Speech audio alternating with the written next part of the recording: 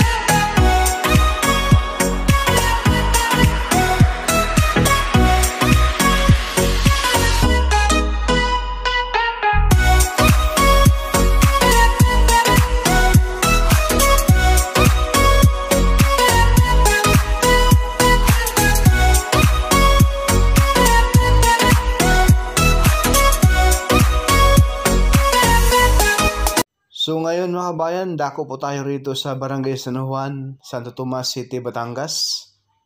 Ayan po mga kabayan. Ito yung bundok dati na binabalik-balikan natin. Itong bundok na ito mga kabayan ay pinuputol pa lang yung mga kahoy dyan sa pinakataas tsaka yung mga punong saging, tsaka puno ng niyog, no? Binabalag na natin yan dyan mga kabayan. Sa ngayon, ayan na po ang resulta.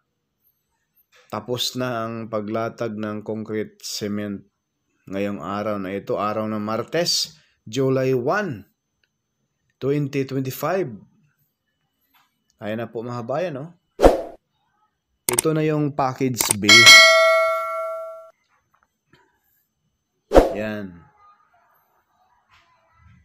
Ang package B mga kabayan halos nasa 98% simentado na. Hanggang